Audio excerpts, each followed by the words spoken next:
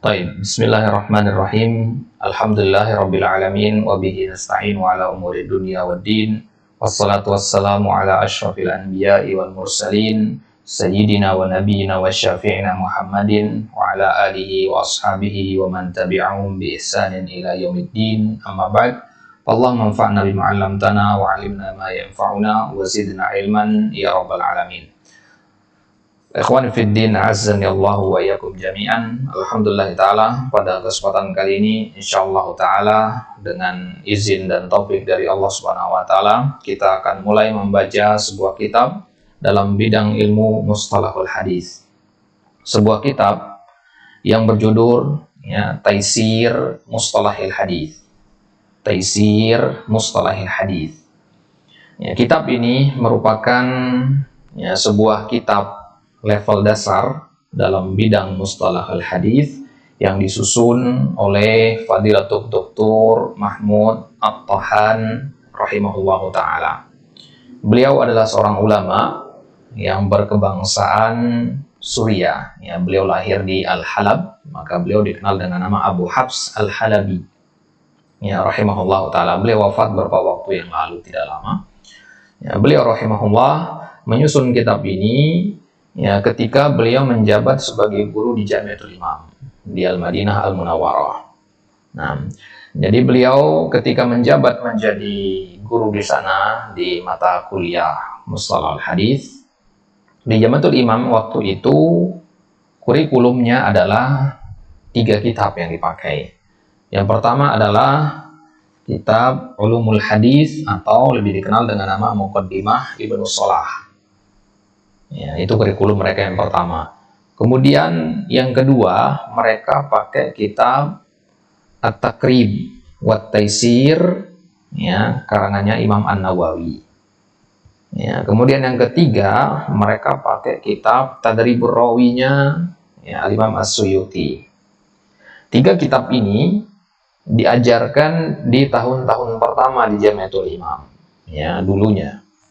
Dan Dr. Mahmud At-Tahan rahimahullah, beliau melihat bahwasanya 3 kitab ini terlalu sulit untuk diajarkan di level dasar. Sehingga beliau kemudian menerima masukan dari beberapa mahasiswa, beberapa murid-murid beliau untuk menyusun sebuah kitab sendiri yang mempermudah mereka dalam mempelajari ilmu mustalahul hadis. Akhirnya beliau susunlah kitab Taisir Mustalahil Hadis ini. Jadi kitab Taisir Mustalahil Hadis ini jika dibandingkan dengan kitab-kitab yang lain, dia berada di mana? Nanti kita akan berkenalan dengan kitab-kitab dalam ilmu Mustalahil Hadis. Tapi kalau dibandingkan dengan kitab-kitab lain, dia berada di mana? Misalkan kita bandingkannya dengan Al-Manzumah Al-Baiquniyah. Manzumah Baiquniyah ini sesuai dengan namanya, dia berbentuk manzumah, berbentuk nazam, berbentuk syair, sehingga dia mudah untuk dihafalkan. Jadi metode bentuknya hafalan itu kalau manzumah Baiquniyah. Para ulama mengatakan kitab yang paling bagus untuk belajar mustalah hadis di awal adalah manzumah Baiquniyah. Kemudian kitab Taisir ini dia tidak berbentuk manzumah sebagaimana akan kita lihat nanti. Dia kitab biasa yang terdiri dari sekitar 290-an halaman. Jadi kalau antum belajar kitab ini, maka afdolnya atau idealnya antum sambil menghafal juga Manzumah Baiquniyah. Kenapa? Karena pembahasan-pembahasan yang ada di dalam kitab Taisir ini nanti bisa antum murojaah dengan menghafalkan Manzumah Baiquniyah itu. Jadi Manzumah Baiquniyah itu fungsinya adalah sebagai pengingat akan materi-materi yang sudah dipelajari dalam kitab Taisir ini. Maka akan sangat bagus selesai kitab Taisir ini antum selesai juga dari hafalan Manzumah Baiquniyah. Bahkan sekarang di Jamiatul Imam, di Ma'hadil Haram dan sebagainya di Makkah, di Madinah sana, manhaj mereka, kurikulum mereka untuk jenjang SMP dan SMA itu grade 10, grade 11 sampai grade 12-nya mereka pakai kitab Manzumah Baiquniyah atau Taliqat As-Saniyah Taliqat As-Saniyah ala Al-Muqaddimah ala Al-Manzumah Al-Baiquniyah. Nah, ya, jadi kalau dibandingkan dengan Baiquniyah, ini satu level.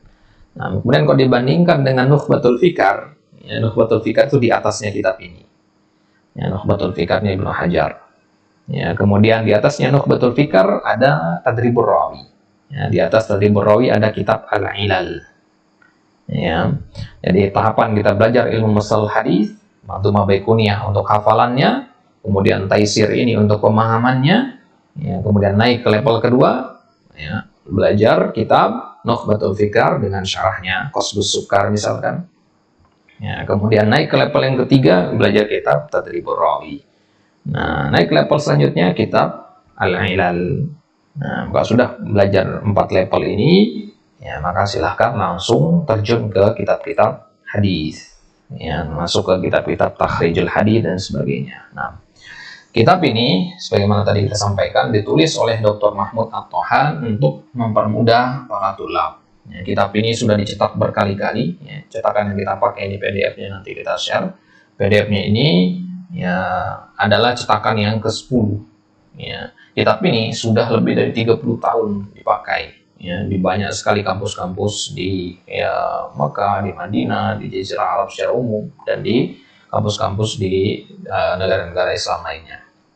Nah, jadi secara sistematika, maka kitab ini sudah sangat bagus sekali. Secara kesederhanaan juga, ya, sangat mudah insya Allah untuk dipahami. Taib. Ya. Taib, untuk singkat waktu kita mulai saja membaca kitabnya. Nah, sebelum kita masuk ke isi dari kitab ini, penulis membawakan muqaddimah dulu. Ya, muqaddimah ini beliau bagi menjadi ya 3 poin. Nah, beliau mengatakan di sini al-muqaddimah al-ilmiyah fi nash'ati ilmil mustalah. Ya, nasy'ah artinya perkembangan ilmu mustalah. Wa asharul musannafati fi, dan karya-karya yang paling terkenal dalam bidang ilmu mustalah. Ya, di dalam muqaddimah ini akan ada 3 poin yang akan kita bahas. Yang pertama, nubzatin tarikhiyah an nash'ati ilmil mustalah wal atwar allati marra biha. Nubzah tarikhiyah, sekilas tentang sejarah perkembangan ilmu mustalah. Wal atwar, dan tahapan-tahapan allati marra biha, yang dilewati oleh ilmu mustalah. Jadi ada level-levelnya. Jadi awal-awal ilmu itu pasti masih berantakan, belum struktur. Ya, ilmu-ilmu apapun itu, ilmu nahwu, ilmu balaghah, ilmu fikih dan sebagainya, itu ada pasti level-levelnya, tahapan-tahapannya. Nah, nanti akan kita bahas apa saja tahapan-tahapan perkembangan dari ilmu mustalahul hadis.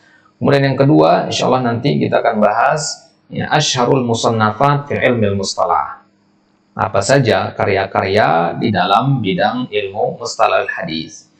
Ya, kata para ulama, aib bagi seorang penuntut ilmu ya, belajar suatu fan tapi tidak mengetahui kitab-kitab para ulama dalam fan tersebut.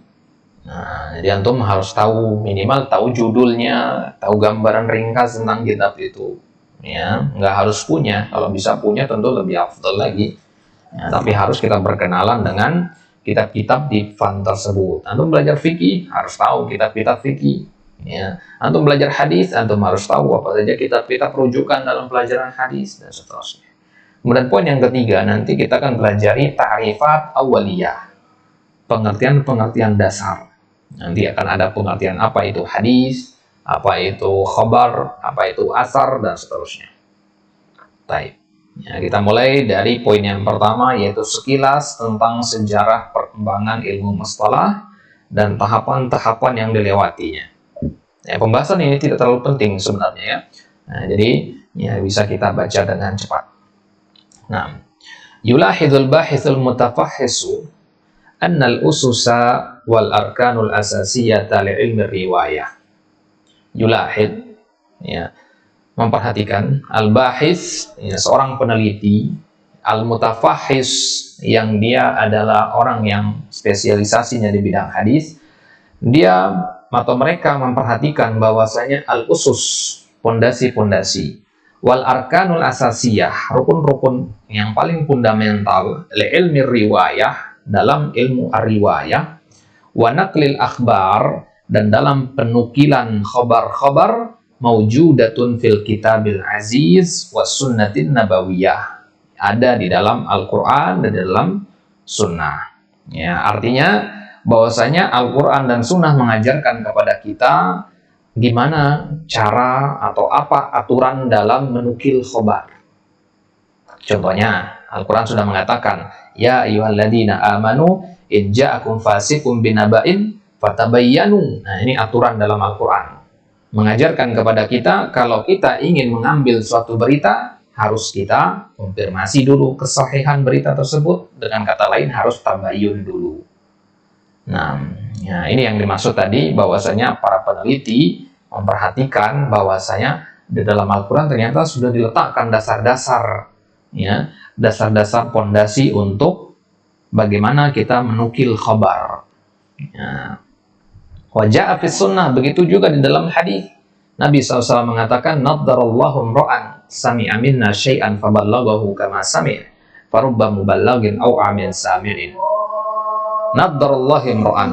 Ya, Allah Subhanahu wa taala memberikan cahaya kepada seseorang, sami'a minna syai'an, yang mendengar dari kami suatu hadis, faballaghahu kama sami', kemudian dia menyampaikan sebagaimana ia mendengarnya. Farubba muballagin au amin sami'in, betapa banyak orang yang mendengar satu hadis lebih paham daripada yang menyampaikannya. Nah, ya, ini riwayat dari Bukhari, riwayat dari At-Tirmidzi dalam, ya, Kitabul Ilm. Ya, ada riwayat yang lain dalam kitab yang lain, riwayatnya Zaid bin Sabit mengatakan nadarallahu ra'an sami'a minna haditsan. Nah, jadi beda riwayat saja. Nah, insyaallah taala muwasil pada salat. Nah, baik. Jadi Nabi SAW mengatakan bahwasanya ada keutamaan dan kemuliaan bagi orang-orang yang menghafalkan hadis-hadis Nabi, kemudian ia menyampaikan sebagaimana ia menghafalnya, yaitu Allah berikan, ya, Allah berikan cahaya baginya. Nah, dalam hadis ini, ikhwah sekalian, kita dapati bahwasanya ada prinsip dalam menyampaikan hadis, yaitu di kalimat kama sami'a, menyampaikan sebagaimana ia mendengarnya. Jadi di sini ada amanah, berarti tidak boleh kita merubah-rubah hadis Nabi yang kita dengar. Nah, di hadis yang lain, riwayat yang lain, Nabi SAW mengatakan, farubba hamili fiqhin ila man huwa afqahu minhu. Betapa banyak hamili fiqhin, orang yang membawa satu fiqih, yang membawa ilmu, ila man huwa afqahu minhu, kepada orang yang lebih berilmu darinya. Ya, artinya junior mengajarkan ilmu kepada senior, banyak yang begitu. Artinya orang yang mendengar yang kedua kali itu lebih, ya, banyak ilmunya daripada yang mendengar pertama kali. Warubah hamil fiqhin laisa bifaqihin. Berapa banyak orang itu hanya membawa ilmu saja tapi dia tidak berilmu. Ya, jadi dia seperti kurir ilmu. Ya, jadi bedakan antara orang yang benar-benar berilmu dan orang-orang yang hanya menyampaikan ilmu. Nah, maka di dalam, ya, dua dalil ini, satu ayat dari Al-Quran dan satu hadis dari Nabi, ini menunjukkan bahwasanya ada aturan yang harus dipatuhi dalam menukilkan khabar, dalam menyampaikan berita. Ini harus kita pegang sebagai prinsip kita dalam kehidupan sehari-hari. Ya, prinsip yang pertama dari ayat Al-Quran tadi adalah hendaknya kita konfirmasi dulu keabsahan suatu berita. Kemudian, ya, prinsip yang kedua adalah sampaikan berita itu sebagaimana yang kita dengar, jangan menambah-nambah, jangan membumbu-bumbui ataupun mengurang-uranginya. Nah, fa fi hadhil ayatil karimah wa hadzal hadithi asy-syarif mabda'us tasabbuti fi akhdil akhbar. Di sini ada mabda' at-tasabbut, pondasi konfirmasi, pondasi untuk mengkonfirmasi dalam mengambil berita-berita. Wa kaifiyati dhabtiha, dan bagaimana kita memungkinkan dan mengokohkan berita itu.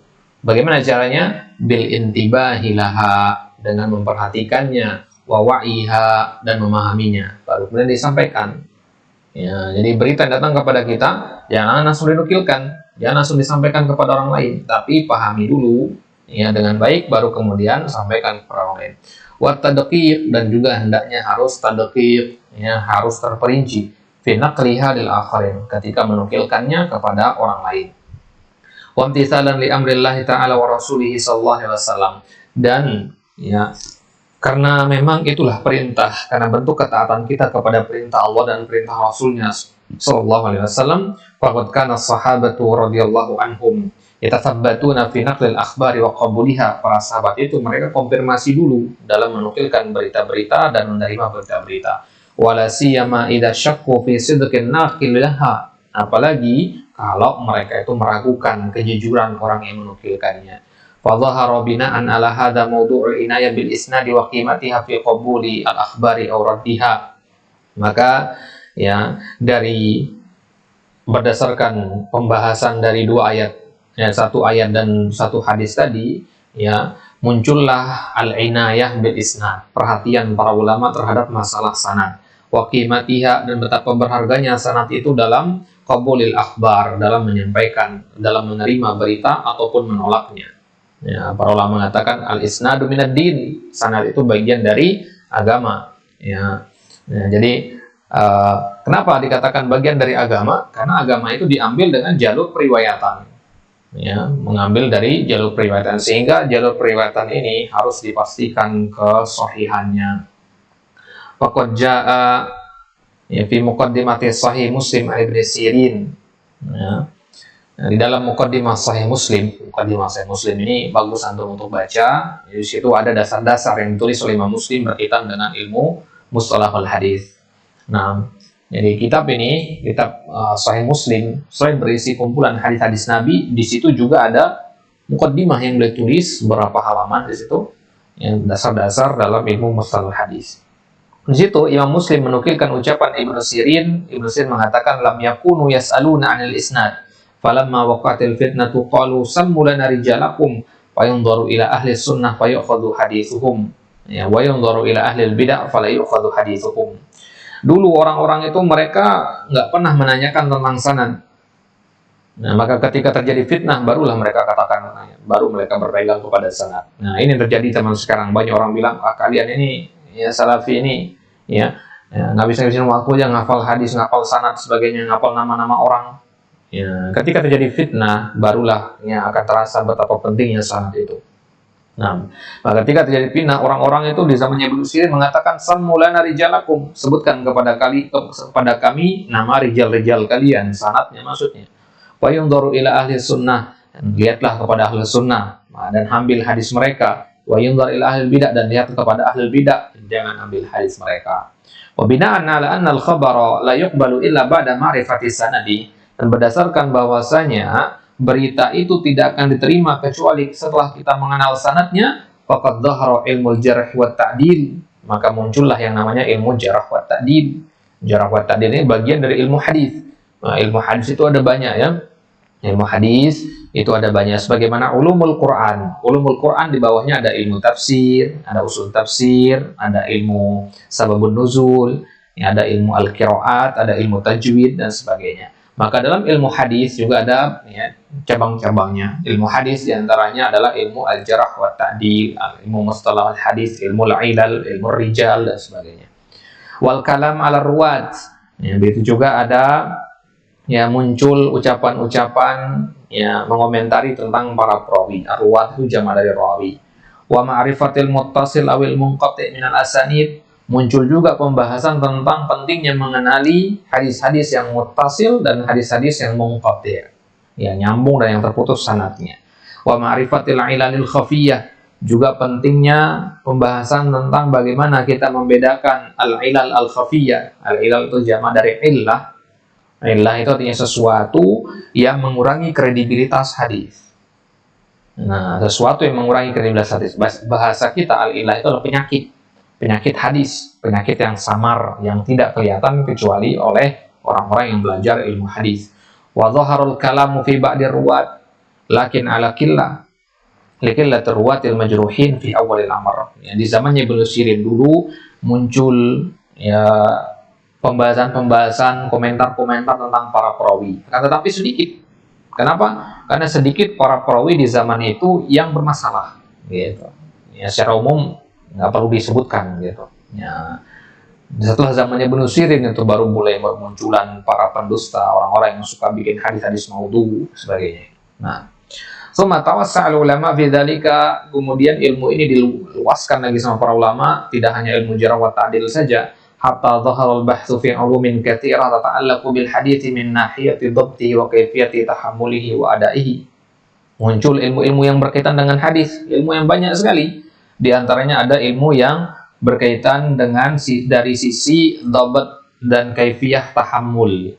Kaifiyah tahammul itu artinya metode delivery hadis, ya, metode delivery hadis itu bagaimana hadis di delivery dari satu perawi ke perawi yang lain. Ya, kalau antum dengar kata hadis itu membayangkan rangkaian rantai, ya, dari rantai satu ke rantai kedua itu deliverynya gimana, apakah dengan lisan, dengan tulisan, atau bagaimana gitu. Itu namanya kaifiyah tahammul, ini dipelajari dalam ilmu hadis. Wa ma'rifati nasikhihi min mansukhihi, begitu juga muncul ilmu pembahasan tentang hadis yang menghapus dan hadis yang dihapus. Ya, nasikh mansukh ini ada juga dalam ilmu hadis, sebagaimana ada juga dalam ilmu tafsir. Nah, wa gharibihi, ya, ada juga pembahasan tentang gharibul hadis, yaitu ya, lapas-lapas yang gharib dari hadis. Wa ghairi dzalik, ila anna dzalika kan yatanaqaluhu ulama, ya, syafawiyan. Kan, tapi kebanyakan ilmu-ilmu ini dinukilkan oleh para ulama syafawiyan, dengan lisan saja, ya, belum tertulis di awal-awal dulu, ya, belum boleh ditulis. Jadi ilmu hadis ini, ya, di zaman-zaman awal dulu belum ada itu ilmu jarh wa ta'dil, tapi penerapannya ada gitu, ya, ngomongan ada gitu. Misalkan anak pengen tahu derajat hadis ini, nadharullah imro'an tadi misalkan, atau hadis innamal a'malu binniyat, derajatnya apa? Anak tanya seorang ulama. Ulama tadi bilang di antara perawi hadis ini ada namanya Fulan bin Fulan dan dia adalah orang yang thiqah. Nah, ini sebenarnya namanya jarh wa ta'dil itu. Ya, tapi bentuknya praktikal gitu, tidak secara teoritis, tidak ada rumusan-rumusannya, aturannya harus begini, enggak. Itu belum terstruktur gitu. Nah, barulah kemudian tatawwara al-amr, berkembanglah urusan ini, artinya ilmu hadis ini berkembang. Wasarat hadil ulum tuktab wa tusajjal. Barulah kemudian ilmu ini ditulis dan dirangkum, diringkas dan direkam. Lakin fi amkinatin mutafarriqah, kan, tapi di dalam tempat-tempat yang berbeda-beda. Maksudnya di dalam kitab yang berbeda-beda. Mamzujatan bi ghairiha minal ulumil ukhra. Mamzujah ini bercampur, mukhtalit.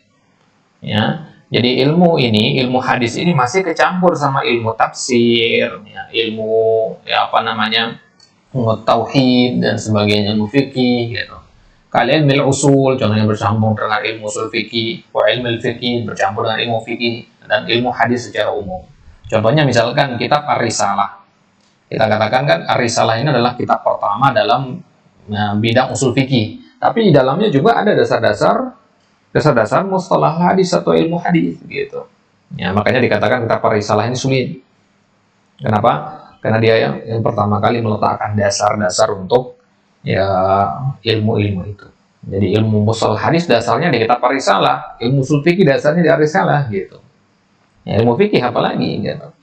Nah, jadi Ar-Risalahnya dulunya berjudul Al-Hujjah. Ya. Al-Hujjah, kitab Imam Syafi'i dulunya Al-Hujjah.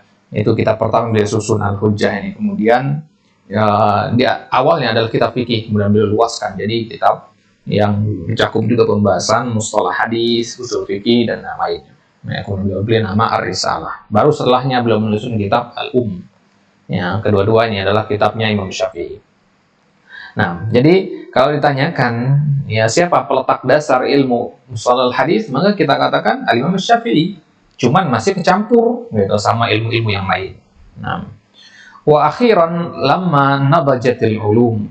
Kemudian tatkala ilmu itu telah matang, wajat artinya matang, wastaqarral istilahnya sudah meluas, artinya sudah kokoh penggunaannya, wastaqalla kullu fannin an ghairihi, dan cabang ilmu ini sudah terpisah dari ilmu yang lain, artinya dia berdiri sendiri.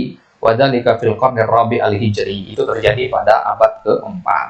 Nah, jadi abad 1 sampai abad ketiga itu masih kecampur ilmu mustalah hadis ini. Ya. Baru kemudian abad keempat ilmu ini sudah dikatakan berdiri sendiri sebagai ilmu yang mandiri. Afradal ulama ilmu mustalahi fi kitabin mustaqil. Kemudian para ulama pun menyendirikan ilmu mustalah hadis ini dalam kitab yang terpisah. Wa kana min awwali man afradahu bit tasnif Al-Qadi Abu Muhammad Al-Hasan ibn Abdurrahman ibn Khalad Ar-Romah-Hurmuzi. Dan yang pertama kali menyusun karya, ya tasnif itu artinya karya. Nanti antum di kitab Fan At-Tahrir Al-Arabi itu belajar pengertian dari tasnif, tadwin, dan ta'lif. Ya. Salah satunya apa itu tasnif? Ya, secara bahasa tasnif itu artinya menyusun buku. Makanya orang menyusun buku namanya musannif. Nah, jadi yang pertama kali menyusun ilmu mustalahul hadis dalam satu kitab yang berdiri sendiri adalah Al-Qadi Abu Muhammad Al-Hasan ibn Abdurrahman ibn Khalad Ar-Romah-Hurmuzi. Antum cukup ingat namanya Ar-Romah-Hurmuzi saja kalau kepanjangan ingatnya, ya. Dan namanya adalah Ar-Romah-Hurmuzi. Beliau yang pertama kali menyusun kitab yang berjudul Al-Muhaddits Al-Fasil Bainar Rawi wal Wa'i. Al-Muhaddits Al-Fasil, ya, pemberi kabar yang memisah antara orang yang meriwayatkan dan orang yang memahami. Nah, kitab yang sangat bagus sekali. Ini adalah kitab dasar atau kitab yang pertama kali disusun dalam ilmu mustalahul hadits. Wa sa'adkuru asyharul musannafat fi ilmi mustalah min hini ifradihi bit tasnif ila yaumina hadha. Kemudian kata Dr. Mahmud At-Tahan di sini, beliau akan sebutkan karya-karya apa saja dalam mustalah hadits, mulai dari dia disusun dari kitab Ar-Romah-Hurmuzi tadi sampai hari atau zaman kita sekarang ini. Nah, baik. Ini poin yang pertama dari 3 poin muqaddimah. Ya, poin yang kedua sekarang yaitu asyharul musannafat fi ilmil mustalah. Baik. Ya, ilahuna naktafi, insyaallah taala nuwasil ya fi ma ba'd. Wallahu taala alam.